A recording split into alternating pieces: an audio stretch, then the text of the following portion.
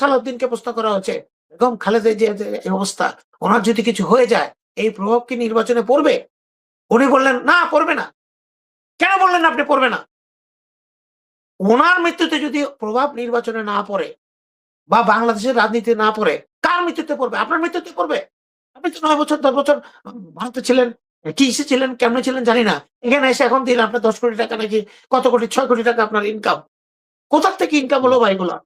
আমি আরেকটা জিনিস এই প্রসঙ্গ বলি, আমার তো প্রশ্ন করতে হবে না।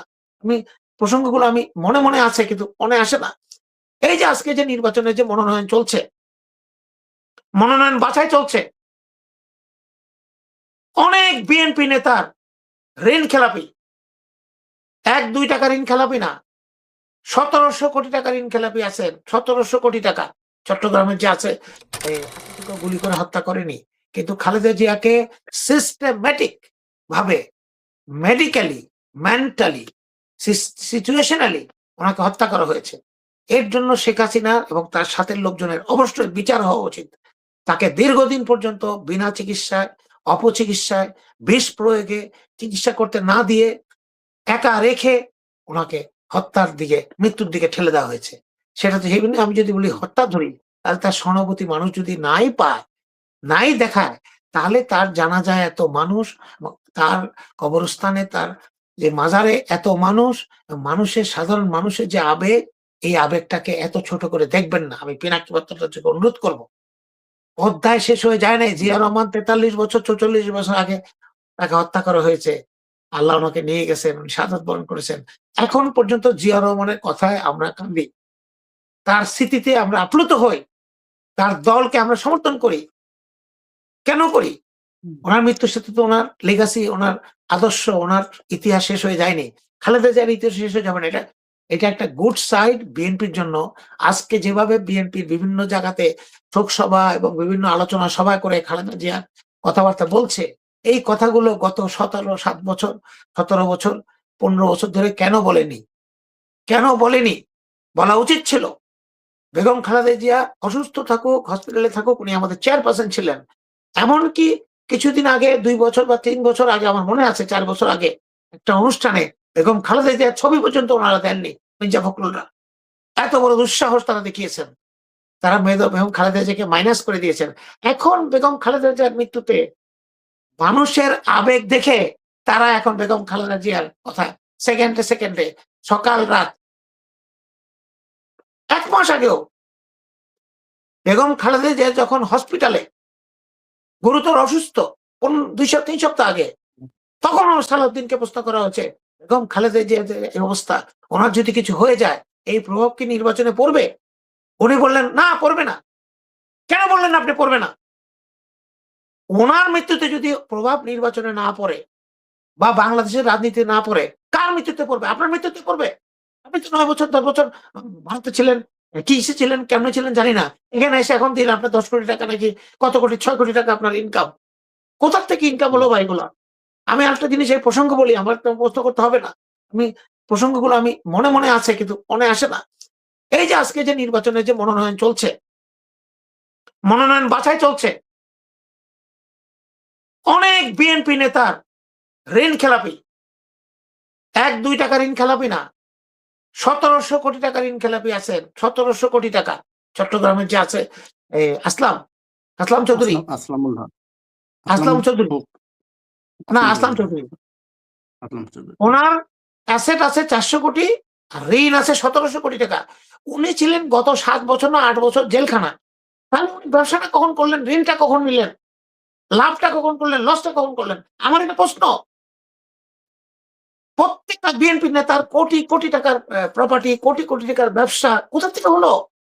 তাহলে কষ্ট, দুঃখ, নির্যাতনকারী বেগম খালেদা জিয়া আর তারেক রহমান আর আরাফাত কোকো করবে? আপনারা ব্যবসা বাণিজ্য, আপনার লেনদেন, ব্যাংকের লোন, শিডিউল, এলসি সব নরমাল চলবে। আজকে আপনারা হবেন বিএনপির নেতা, বিএনপির এমপি, নীতি নির্ধারক, মন্ত্রী, আর বেগম খালেদা জিয়া শুয়ে রয়েছেন কবরে, আজীবন নির্যাতনের শিকার হয়ে, আপসহীন হয়ে। ওনার ছেলে অকাল মৃত্যু হয়ে গেল নির্যাতনের ফলে। আরেক ছেলে তারেক রহমান, উনি এখন নিঃস্ব, নিঃসঙ্গ, কিছুই নাই ওনার। সামান্য কিছু টাকা হয়তো থাকতে পারে, পৈতৃকভাবে কিছুই নাই। এই হলো বাংলাদেশের ভাগ্য। যার নামের উপরে বিএনপি ক্ষমতায় গেল, যার কারিশমায় ক্ষমতায় গেল ৯০ সালের নির্বাচনে, ৯১ সালে কল্পনাও কোনোদিন করেনি বিএনপি ক্ষমতায় যাবে। হাসিনা হাসাহাসি করতো, তাকে আপনারা বলছেন অপ্রাসঙ্গিক। উনি মারা গেলে কোনো ক্ষতি হবে না, আজকে মোদাব্বির মারা গেলে বিচ্ছিন্ন ঘটনা। তাহলে কোনটা ছিন্ন ঘটনা? এটা যে বিচ্ছিন্ন ঘটনা হয়, স্বেচ্ছাসেবক দলের একজন নেতাকে যদি হত্যা করা হয়, যারাই করে থাকুক, অভিযোগ প্রমাণিত হয়নি, আমি নাম বলবো না, তাহলে এটা কোনো ব্যাপার না। এদের জীবনের কোনো দাম নাই, খালি জীবনের দাম আছে আপনাদের। এয়ার অ্যাম্বুলেন্সে আপনাদেরকে নিয়ে যেতে হয় সিঙ্গাপুরে, আমেরিকা, লন্ডনে। একটু অসুস্থ হলে, কাশি হলেই চলে যান সিঙ্গাপুরে মির্জা ফখরুল সাহেব।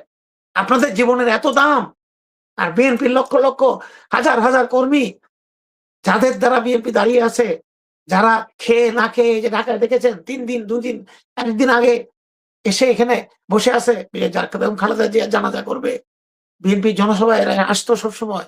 ৩ দিন আগে ৪ দিন আগে এসেও এখানে মাটিতে শুয়ে রাস্তায় বসে তারা বিএনপিকে ভালোবাসতো। তাদের জন্য আপনারা কি করবেন? এটলিস্ট তাদেরকে সম্মানটা দেন। তাদের যে আশা আকাঙ্ক্ষা সেটাকে পূর্ণ করেন। তারা তো আপনাদের কাছে টাকা পয়সা চায় না। তারা তো আপনাদের কাছে কিছু চায় না। পদও চায় না, পদবি চায় না, মন্ত্রী চায় না, ডিউটি ফ্রি গাড়ি চায় না। তারা চায় আমাদের দল সম্মানের সাথে বাংলাদেশের মানুষের সেবা করুক। আমাদের দল শহীদ রাষ্ট্রপতি জিয়া রহমান এবং বেগম খালেদা জিয়ার আদর্শ তুলে ধরুক। আপসহীন থাকুক। আন্ডার দ্য টেবলে কোন রকম এগ্রিমেন্ট না করুক। পাট টাইপের লোক ইসরায়েলের এজেন্ট নুরুদেরকে নমিনেশন না দিক। তার জায়গায় হাসান মামুনকে নমিনেশন দেওয়া হোক, আজকে সে বহিষ্কার। জনপ্রিয় নেতা, সারা জীবন ওখানের মধ্যে কাজ করেছে, তাদেরকে বঞ্চিত করে আপনি ববি হাজ্জাজদেরকে ইয়ে দেন। কে সেই ববি হাজ্জাজ? শেখ হাসিনার আত্মীয়, প্রিন্স মুসা বিন শমসেরের ছেলে। এগুলা গোপালগঞ্জের, আজীবন গোপালগঞ্জ শেখ মুজিবের লোক, এগুলোকে আপনারা দেন নমিনেশন। আর যারা সত্যি সত্যি যোগ্য, বিএনপির জন্য জীবন দিয়েছে, বিএনপির জন্য জীবন দিয়ে দেবে, তাদেরকে নমিনেশন তো দূরের কথা, তাদেরকে পদও দেন না, তাদেরকে নামও নেন না, তাদেরকে চেনেনও না, তাদেরকে কনুই দিয়ে ধাক্কা দিয়ে ফেলে দেয় আপনাদের নেতারা। আপনাদের কাছে তারা তেলাপোকা। এই জিনিসটা আমি আপনাদেরকে অনুরোধ করব। এই ওভার কনফিডেন্স, এই অ্যারোগ্যান্স, এই ধৃষ্টতা, মানুষের প্রতি অবহেলা একটা দলের জন্য সবচেয়ে বড় ক্ষতিকারক। এর থেকে আমরা বেরিয়ে আসেন আপনারা। আরেকজন বলেছেন জামাত ইসলামী যে ছেলেদের তারা ছাত্র শিবির। জামাত ইসলাম একটা অর্গানাইজ দল, ক্যাডার ভিত্তিক সংগঠন। জি জি, ক্যাডার ভিত্তিক সংগঠন। তারা তাদের শুরু থেকে নিয়ে একেবারে শিক্ষা জীবন থেকে নিয়ে কর্মজীবনেও তারা চাকরি ব্যবস্থা করা বা তাদের বিভিন্ন ব্যাংকে, শিক্ষা প্রতিষ্ঠানে, তাদের হসপিটালে তারা জবের ব্যবস্থা করে দেওয়া, তারা সিস্টেমটা রেখেছে। আমাদের বিএনপি তো গতানুগতিক জাতীয়তাবাদী দল, গতানুগতিক রাজনৈতিক দল। এখানে এই সিস্টেম নাই। এখানে ভালোবেসে মানুষ দলটা করে, ভালোবেসে মূল্যায়িত হয়, বেশিরভাগ সময় মূল্যায়িত হয় না। তাই এর সাথে আমাদের তুলনা করা যাবে না। তবে আমাদের অতীতে আমরা ছাত্র দলের সেই বিজয় দেখেছি। ছাত্র দলের ঢাকা ইউনিভার্সিটি, চিটাগাং ইউনিভার্সিটি, সব ইউনিভার্সিটিতে ছাত্র দলের জনগণের মানে সাধারণ ছাত্রছাত্রীর সমর্থন দেখেছি। এখনো আমরা কেন ওই সমর্থনটা পাবো না? কেন আমরা ভালো ভালো ছাত্রকে নমিনেশন দিচ্ছি না, ভালো ভালো ছাত্রকে দলে আনছি না? সামনে সময় আছে, আপনারা এটা করেন। ক্ষমতায় গেলেও ছাত্র দল, যুব দল ইত্যাদিকে পুনর্গঠন করে একটা ভালো লোকদেরকে, ভালো কমিটি যারা যোগ্য তাদেরকে আপনারা আনেন। আর যারা এই যে এখন ইয়ে আছে, এখন যারা নমিনেশনের জন্য দিয়েছেন, অনেকেই বিদেশের সিটিজেন, বিদেশি নাগরিক। এখানে ভুলভাল তথ্য দিয়ে সিটিজেনশিপ পরিত্যাগ করেছি, দিয়ে নমিনেশন এখানের মধ্যে মনোনয়ন বৈধ হয়ে গেছে। আমরা ইনভেস্টিগেশন শুরু করেছি। আমি কানাডার কথা আপনাকে বলি, যদি আপনি সিটিজেনশিপ গিভ আপ করেন, সিটিজেনশিপকে আপনি যদি ফেরত নেন, এইটা অ্যাপ্লিকেশন করেন, 10 মাস থেকে 16 মাস লাগে এটা নিষ্পত্তি হতে।